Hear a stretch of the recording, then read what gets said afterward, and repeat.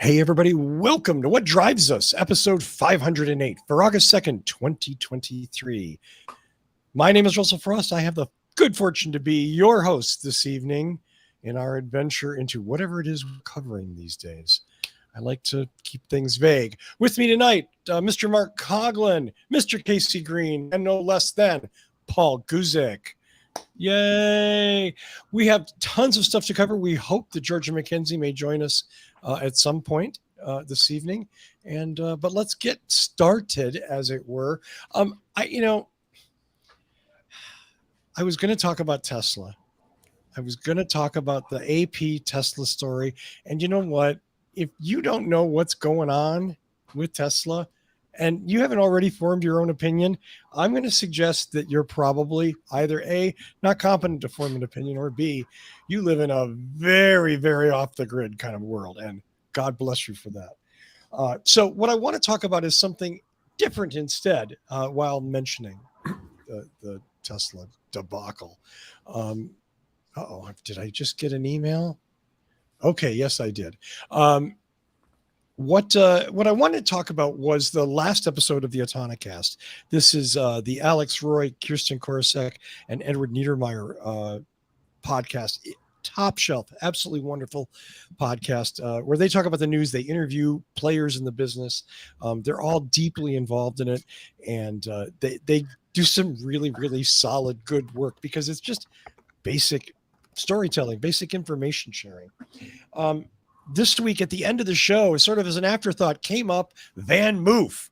Now, who here, raise your hand if you know what Van Moof is. That's a nobody. Bus company. Bus company. A what company? Bus company. No. Are they? That's Van Hoof. Van Hoof. I know Van Hoof. Van Moof was one of maybe not the early players, but one of the big players in the e-bike thing. I knew the name sounded familiar. Often referred to nauseatingly as the Tesla of e-bikes. Well known for their super design, really cool things. And as it turns out, Van Moof was apparently run by some people who, I don't know, let's just say maybe the bag of rocks description holds up, but they declared bankruptcy. One of the leaders in the field, expensive bikes, tons of margin, yada, yada. Turns out, no, not so much. And they're out of business. Now, why do I bring us all up? Why do I tell you this whole story? And why did I tell one? You need to get your downloads done before they go out of business all the way. Wait for it. Okay. Why did I bring this up? Because the bikes have to connect to the internet to work. Oh, God. Ooh. The bike has to connect to Van Moof servers to work. If it can't, it's a doorstop. Or a brick. Now, for those of you who are already feeling anxiety on behalf of others, someone has already apparently mirrored the server and has some kind of like sort of janky workaround so that people can ride their bikes. But Paul's talked about this so many times about we're in this period of growth. There's lots of startups that come, they go, and you spend money on some expensive technology and you think, what could go wrong with an e-bike? Well, if it can't connect to the internet, it doesn't work. Now, what kind of e-bike is that? Or the company goes bye-bye. Yeah. I think what really gets me here is the combination of the bicycle being one of the most productive yet simple machines that we've invented as humans. And here it is. We went and screwed it up. You know what this made me think of? Was what if you were one of the people who's renting that motorcycle airbag rather than bought it up front? And they already will turn off your airbag if you don't pay. But what if they go out of business while you're renting the airbag? You could crash your bike and then not have protection. Yeah. Oops, sorry you didn't pay your bill. But you're dead, so who cares? Well, obviously this is going to, push this issue up front and center for many people to say, why would I buy a vehicle that's dependent on you being in business? Otherwise it will not run. That just makes no sense. Why would I buy that vehicle? Because the salesperson didn't tell you that's how it works. Because the New York Times called it the Tesla of bicycles, because it does look really cool, because they were a big, huge Dutch company that were leaders, blah, blah, blah. Yeah, no, I mean, I agree. Well, I mean, all it takes is one domino to fall for it to wake up a number of people to like, Mhm. why are we going down this path? It makes no sense. Look what happened to this Dutch company. And does everything need to be the Tesla of? Don't we have enough Teslas as it is? Like companies, we could probably have more cars. Hey, that's a clickbait title, Casey. That's all that is. It is. I'm going to stay away from that. But anyway, I just, again, it's, I had a hell of a time when I went out to buy a television last year before. I don't buy TVs very often, obviously. And I was adamant that I didn't want a fucking smart TV. I don't want your TV. Just play whatever I send to you, and that's it. I don't need because all of my experiences with those devices. Hi, Georgia McKenzie. Welcome to What Drives Us. That was very strange.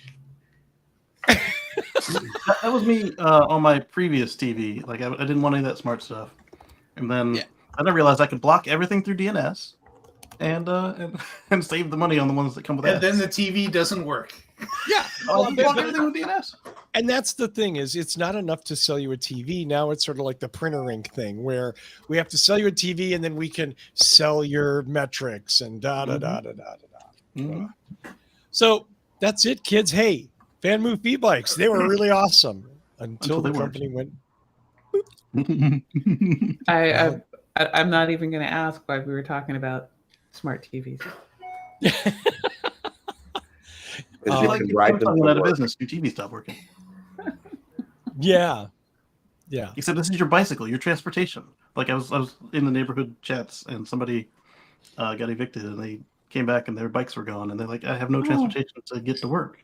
Oh no! And this is the same thing, except that now it's not some faceless thief; it was the actual people they bought it from. Yeah. Just to make it worse. Wow. Ouch. Well, let's go to Kacey Green for a story about one of my favorite topics, the thing that all electric vehicle owners live for and love, battery swapping. Yeah, Is that- it would be great as a customer, assuming that there were conditions that you could not be stuck with an unknown abused battery. But then there's also the matter of it's really expensive to do these for the manufacturer, to the point where we've now seen two large manufacturers in the space get in and get out. One didn't get out fast enough, so they went out of business. And now there's a third, there's Neo, and more are talking about joining this space. Is probably okay for fleets, such as like your insurance provider or a construction company or somebody that has a handful and they don't want to set up charging. That probably work. But as a publicly available charging situation, these things take anywhere from 3 minutes to 10 minutes to swap your battery. And so let's split the middle and call it 5. So that means that for one stall, you need to be able to have 12 batteries. That's one every 5 minutes. And you need to be able to have the first one fully charged by the time that last customer rolls through. Otherwise, you'll need even more batteries to keep up with this cycle. And the economics of it, plus the amount of land it takes, and now all of the maintenance and upkeep are on either the manufacturer or whoever's providing the swap services. Make it so that this, we'll see these pop up every now and again as, hey, woo, look at my company. But I think we're going to continue to see them go out of business until the price of batteries goes way down or the speed of charging goes way up. But in either of those cases, that also is an argument against battery swapping, because now you can just have, all right, I only need 2 of them on my own. They were dirt cheap. I got them. Or, hey, it only took 10 minutes to charge to full from nothing. So now I don't need to swap because it takes 10 minutes to swap, right?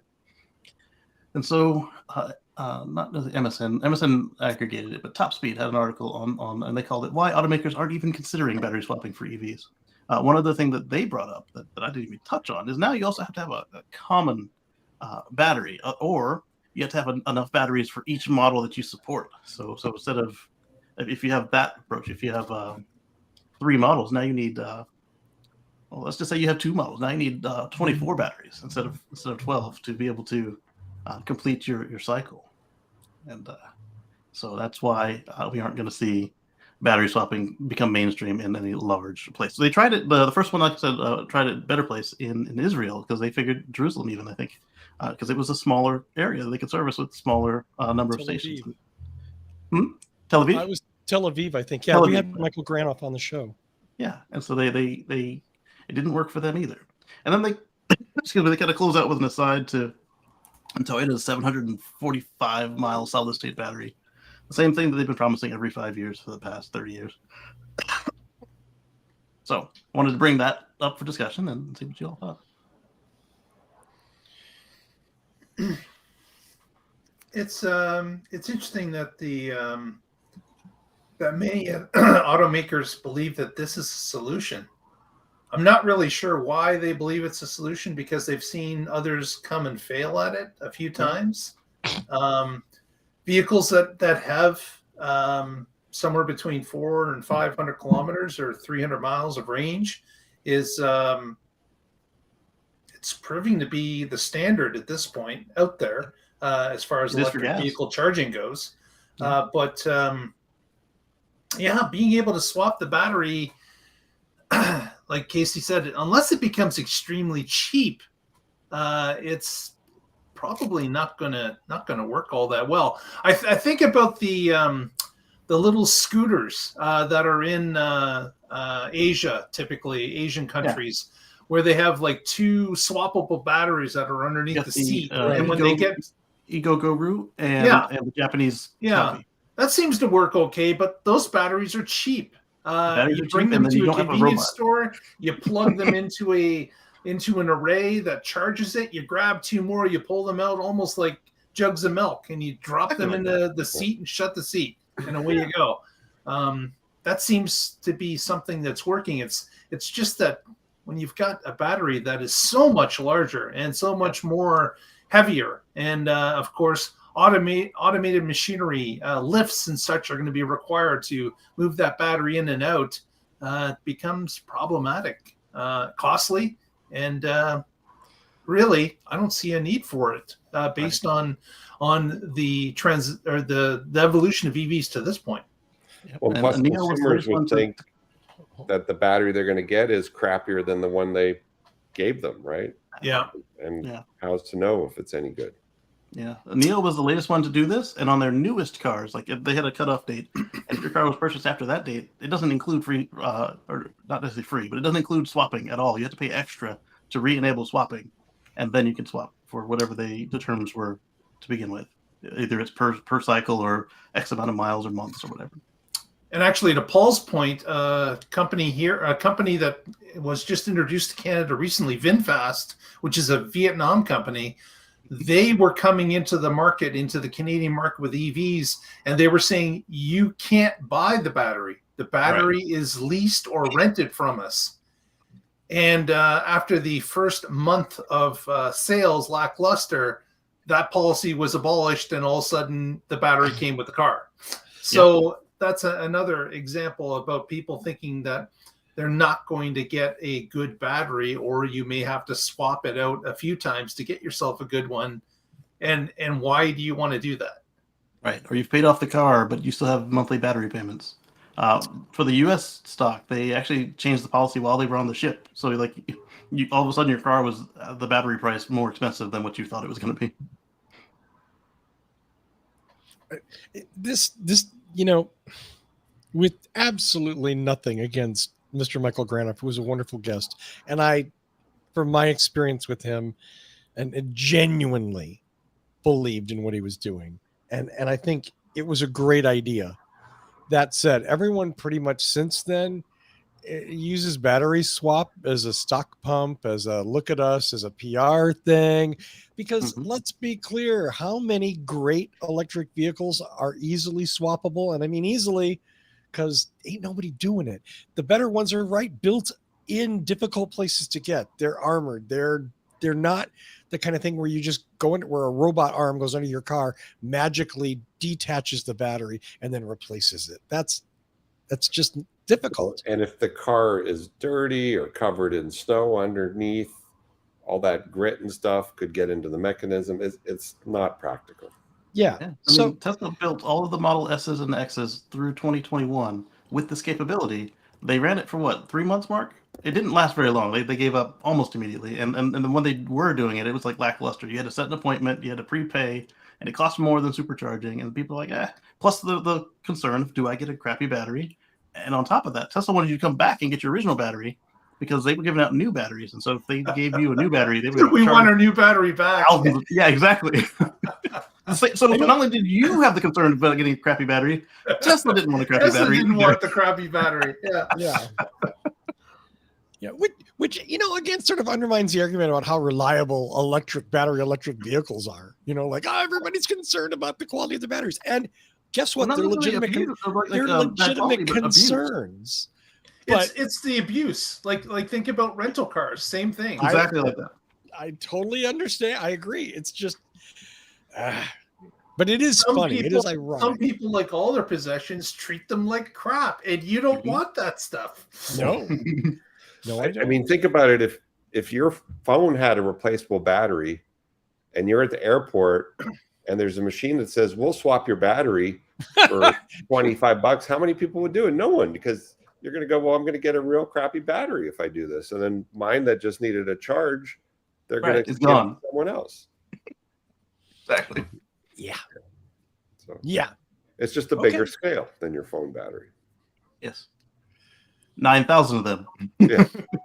Yeah, absolutely. Okay. Well, Kacey, thank you so much for that. Our next story. I'm sorry. I'm trying to think of a good Blazer thing to say, but I don't have one.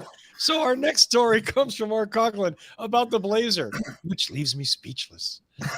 How do you be saying something about blazing? You work for what do you do? You've got an electric car and you call it Blazer. I don't know if that's a smart move in the first place, but especially all the new vehicles. That's fair, actually. I just wanted to give an update last model, the Bolt. Oh man, about GM's aspirations in rolling out a lot of electric cars, which has not happened to this point with their new Ultium battery pack, which has been really light in the manufacturing of battery packs and has held them back. A couple of them have been blazing, though. There you go. There you go. Boom. Yeah. So the Blazer, for those in the know, is being produced in Mexico, and the vehicle has started to roll off Mexican assembly plant, and they're now GM has said they're now at the speed of about 65 an hour. So about every 55 seconds, they can roll one off the assembly line is where they're at if they have the batteries. This vehicle apparently is now in shipment to some U.S. dealerships and will be available to some of the early buyers that have put in an order for the vehicle. What is somewhat unfortunate is they dropped the L1 version, which of course is the cheapest version of the vehicle. And the L2 version, which they're sending out, is basically another $11,000 higher than what they expected it to be at launch. So for those of you that have an order, it may be a lot higher than what you were expecting to pay for that. And the SS model is delayed by 6 months. Yeah, that won't be until next year. The Wait, SS did you model. say SS model? Yes. Yeah. The SS. Okay. Drink. Now, this of course is a large vehicle. It is a full-size truck.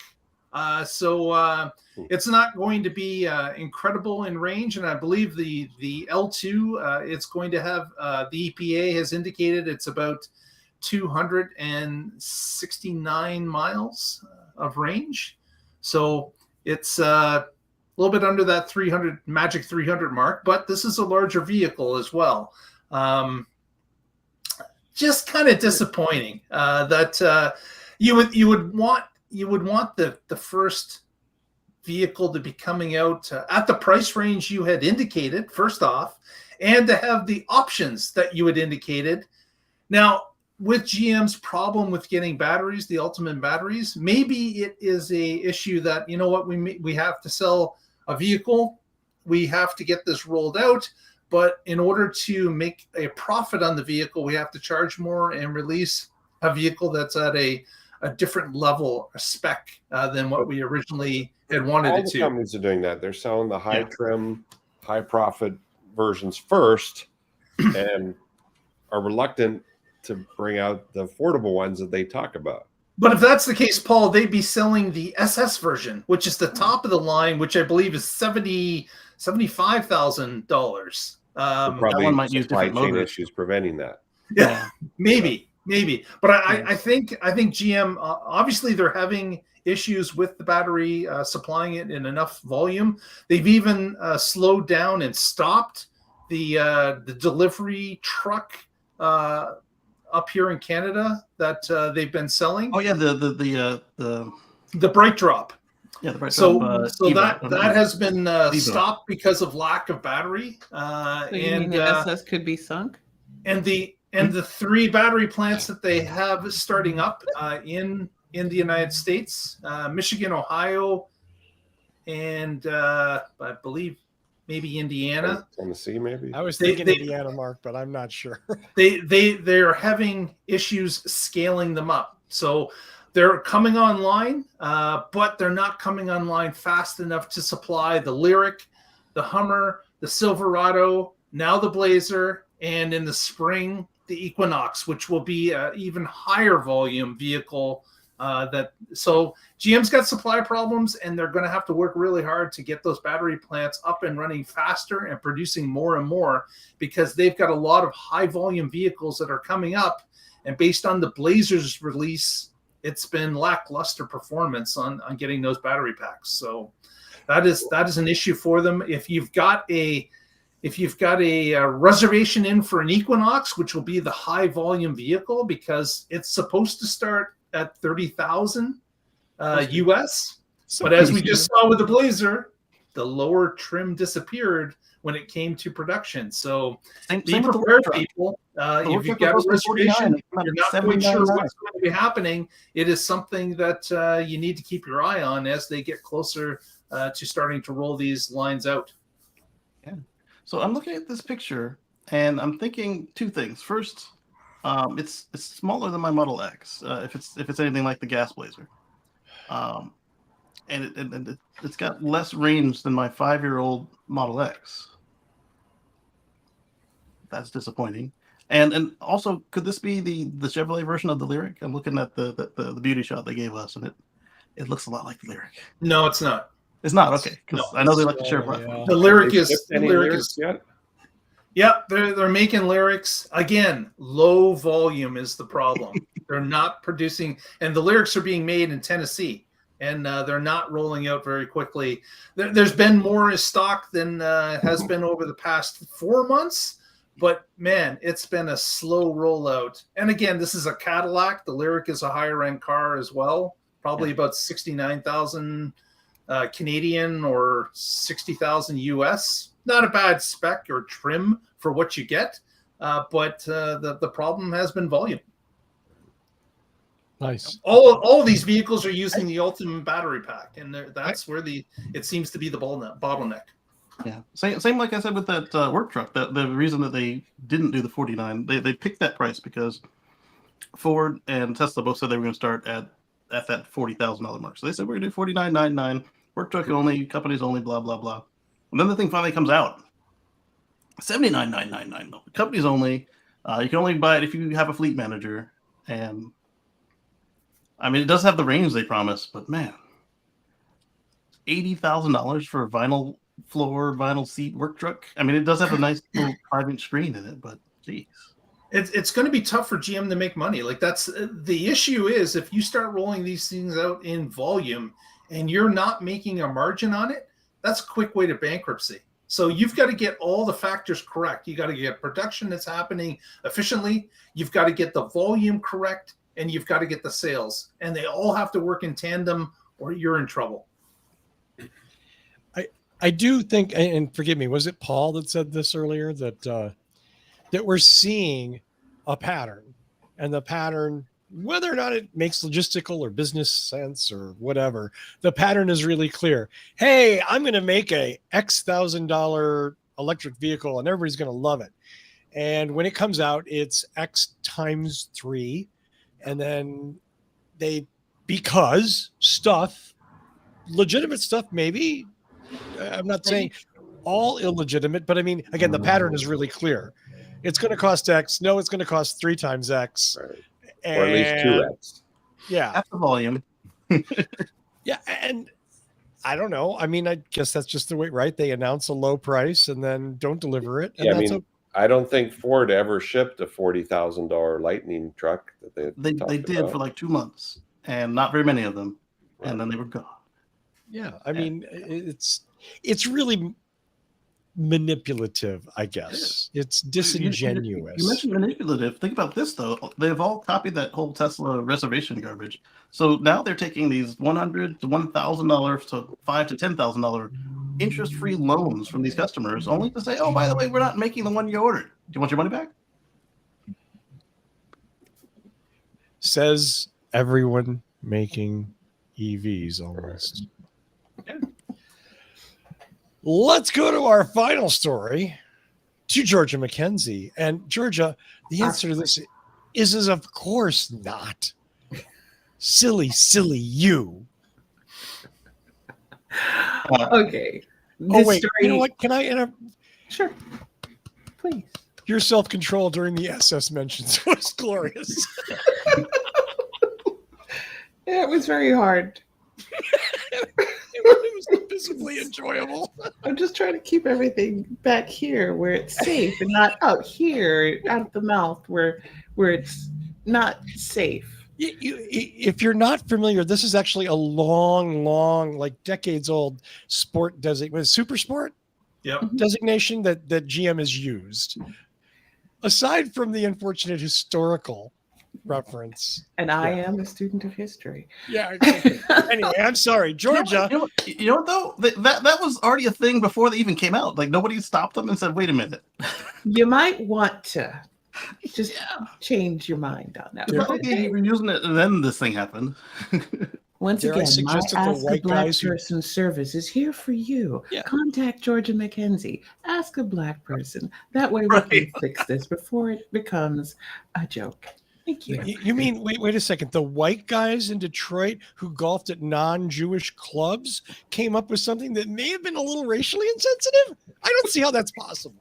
I just don't see how that's possible. But yeah. Maybe they're just thinking if Trump comes back, we have the right car. And with that, let's go on to my story.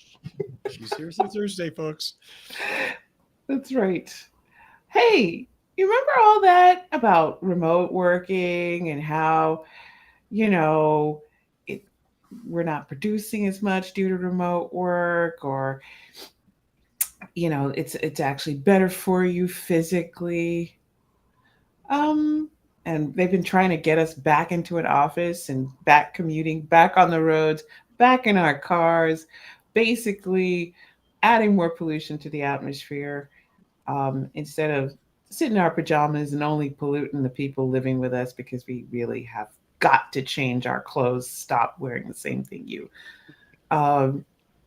it seems I might be lying. Go figure. Productivity, remote workers work longer and they work harder. Mm-hmm. Some of it is because we don't have to commute anymore. So we were able to put that energy directly into our jobs, because what's the commute? You get up, you stumble out of bed, you grab something from the kitchen, you turn on your computer, you sit down, you work. Oh my God, all 15 minutes. Perfect.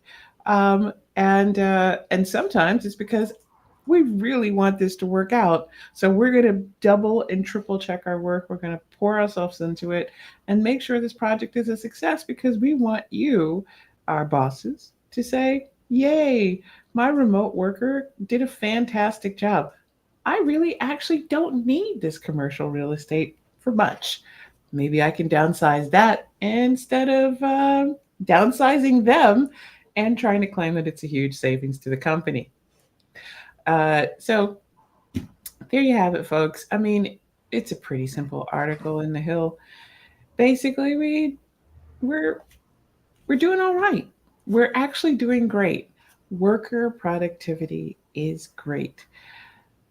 We work more than 2 hours more a week because we're at home. We work faster because we don't have a lot of distractions, oddly enough, for those of you who are at home. Now, this does not change the fact that for some people, they're better off in an office situation. Some people just like having an office, they like being away, or it's just not a good spot for them. It's not a good work function for them. So, not everybody can work from home. Absolutely correct. But is it the bane to productivity and the economy that we've been told? Where if Forbes finds one more CEO to write an article about how awful working from home is, because they're only thinking about us, not their portfolio of real estate holdings. You know, Us. some CEO of a REIT, They love us. real estate investment trust, for those of you who don't speak that, is going to write another article telling us that physical fitness, is better when you commute into the office. No, Sitting in your car for an hour twice a day. If you walk to work. whenever you walk to work. All the stress actually is a good cardio. But we've had several of those, and it's really nice to see that studies show what people who do work from home know they're doing a great job. The economy is in no way suffering from those of us who work from home. And frankly, as a sustainability measure, we should be taking advantage of telework as much as possible. It's not just about the sustainability of our roads, our infrastructure, and pollution, and reducing the amount of cars we have on the roads. Although all that's great, but what about human sustainability? What about sustaining our us?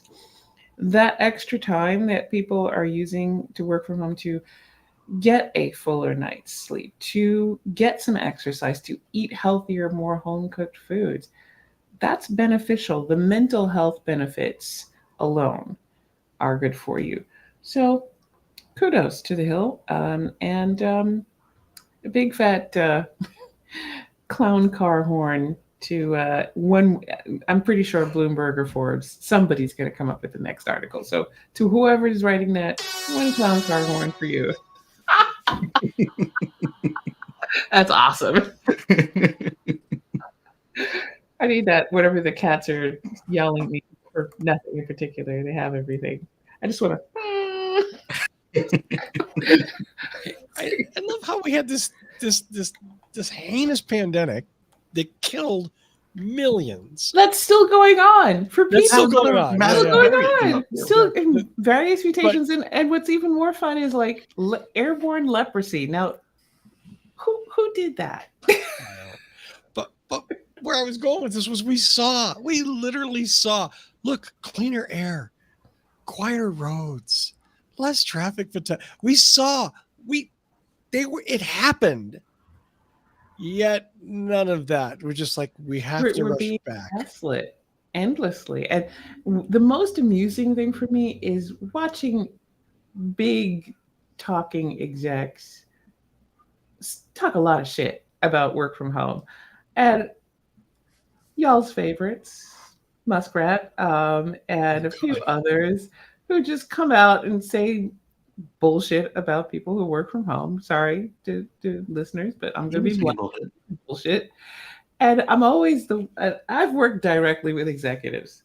And yeah, they'll tell you about their 10 and 12-hour day. But I'll tell you, as somebody who's usually had to set their schedule, that in between their lunches might take 2 hours. They have an exercise time. So yes, there's a 10, 12-hour day. And most of it is meetings and rushing about, but there's a lot of time that is dedicated to their own self-care. And it's not in the office. So why are they whining that people are able to have a schedule that's far more like a CEO's and are still being productive, and economy's going gangbusters, That's been it. I know people have been talking inflation, and they've been hoping for a recession because there's nothing they love more than bad economic news when there's a Democrat in office. That is a national pastime for the media to look for a recession. But problem is there's no recession, and inflation has been up worldwide, we actually have the lowest rate of inflation worldwide. So why are these people complaining? Well, like I said, real estate investment trusts, billions of dollars, billions of dollars. Many companies, as an investment, bought the building. They buy the buildings that they want their people to work in, and then they make money off of rentals. So you could have a large building that's owned by the company, and inside they have client rentals, and a lot of those client rentals are services that provide for the employees. So there's a cafe, and there might even be a barber shop at the bottom, somebody, a tailor, things like that go in there, a convenience store, all kinds of things. And if you're not there, they can't pretend that the market's so hot they have to raise the rents by like 15 to 20% next year, because in California that seems to be a thing where it's not just like a basic raise of the rent based on cost of living increases. It is like figures from approximately 17 inches up my colon is why I have to raise the rent. So hey, there's a lot of duodenum down there. I'm just saying. So that the money that they want, and then the overall belief structure. For those of you who can't see on the radio, Russell is showing me a ruler. I said what I said. That's 12 inches. That's all I'm saying. Hey, they have to reach extra deep. Ouch. For a lot of them, the justification for middle managers is oversight.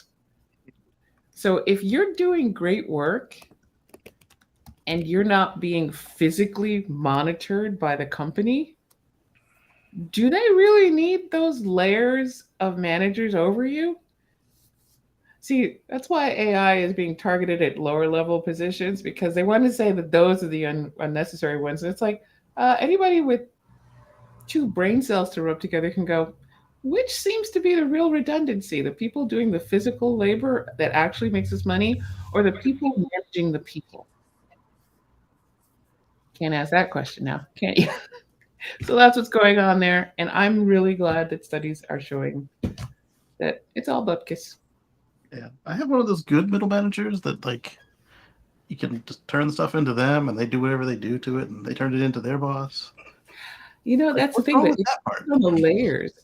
I've seen people where you have about 4 or 5 layers of managers at a large company to get to a real decision maker. I know where I work, it's 1 layer to the because we're a nonprofit. We're small. Yeah, we're like 2. Yeah, we got 1, maybe 2 layers. But when you got 4 or 5 layers, you got 3 multiple managers, and you got to go. Woo!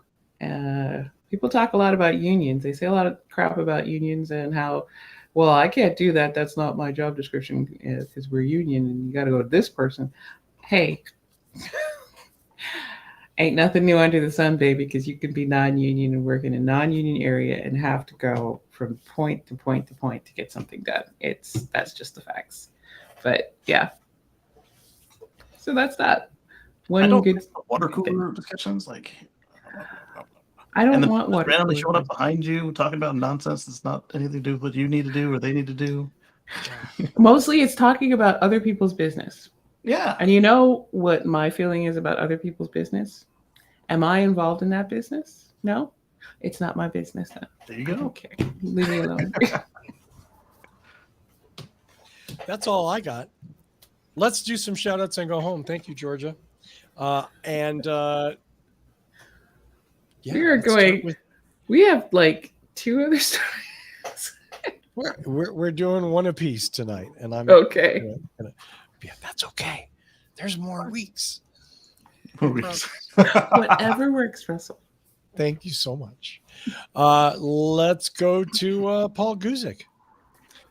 Just want to say, anybody in Colorado, check us out, boulderhc.com. We fix hybrid and electric cars, and we sell cars.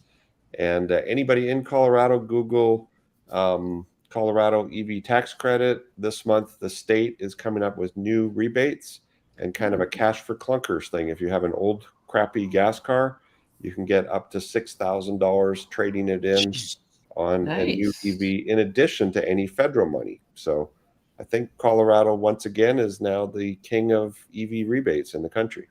I have to have established residency there, I'm guessing. Yeah, I can't just show up and go, hey, I got this really cool Prius. And magic mushrooms are legal here too. So there you go. Not I really don't think my we thing, need Russell with on those. but- Yeah. that's I nuts. foresee problems. Which may explain the generous incentives. Yeah, the politicians are doing the magic mushrooms. Way too many mushrooms. All in the legislature frying their ass off, going, $6,000, sure, fuck it. We'll buy them all. I love it. Mr. Coughlin, what's going on in your world? Just wanted to ask the people out there that are watching to give us a thumbs up. Press that like button, help us out. Press subscribe, and join us next week. So you want to follow us on the socials, you can just look up what drives us and see what's happening in between shows. Back to you, Russell. Thank you so much. Do watch The Tesla Life, hosted by Mr. Coughlin and prominently featuring Mr. Kacey Green as well. And of course, Paul's at boulderh.com, Boulder HC, Or Boulder H. or Both work. boulderh.com, depending on which facet of Paul's hybrid and electric empire you want to tap into. Maybe did I overplay that a little bit, Paul? No. Probably. Kacey Green, what's going on with you, my friend? Oh, you can catch me chatting over at youtube.com/Kacey Green and get more of this. And then we come back here again on the next. It's the hard sell. That's what drives this is all about. The hard sell. Hey, more of this. That was beautiful, Kacey. This could be anything. Well done. Yeah. Hey, I mean, admittedly, it's accurate. Okay, Georgia McKenzie, you got shorted on the intro, but we shortened those anyway. So make your shout outs Doesn't matter. fantastic. Hi, everybody. Thank you for hanging out with us. You've been with us for a big old nearly 45 minutes. Thank you. Go on ahead and hit like. Subscribe if you haven't already. But remember, every time you hit like, it tells the algorithm, this is pretty cool content. Let's share it with people who like what you, a suave, cool customer, like to watch. And don't forget, when you're done here, you can always hang out with Kacey Green, because not just Kacey, but little Monaco will come along and we can hang out, watch him train his cars to destroy us all. And because that's what we do with our Teslas, and when we test out our DLCs, we think about world domination and hang out at Kacey's channel, chat with him. And don't forget, you can head on over to Mark at the Tesla Life, who's going to cover all things Tesla, everything happening, including their stock prices, because who can figure out what that is? Not me. That's why Mark's here. Yay! And don't forget, if you need anything, you want to head over to Paul Guzik. Why? Boulder Hybrids or Boulder H. If you're in that big of a rush, stop by, buy a car, or get your car repaired, because he's an honest car repair person. And that's what he's there for. Tune in next week, because we're going to have all more cool stuff. Not just this. We're going to have that too as well. So we're going to have all this and that's special. Back to you, Russell. I feel like you've laid this vague yet unimaginable burden on my shoulders to do something amazing next week. And frankly, just showing up. You heard it here, folks. Russell is going to do a fan dance. I am going to do a fan dance. Yes. 2 very small fans. Bring the children. It's a family event. Oh, you're going to get us boycotted. Yeah, I am. Yeah, that's okay. As always, I want to thank Michael Mannering for his amazing theme music. Visit him at manthing.com. I want to thank everybody in the chat room and everybody who watches and just listens in the car while they drive. We appreciate it. You are the reason we do the show. Finally, my thanks go to Mr. Kacey Green. Are you Prius Paul? I had no idea. Prius Paul. Today he is. He's Prius Paul Guzik. I feel like I've ripped you off now every time. Mr. Mark Coughlin, and of course, Georgia McKenzie for being on the show and making this week's panel show amazing. We'll be back soon with something fun, I guarantee. And hopefully it doesn't involve me taking off my clothes because none of you good people deserve that. But you bad people do. But you bad people definitely do, yes. So until next week when you can download us and find out what drives us. Thank you, Kacey Green. Thank you.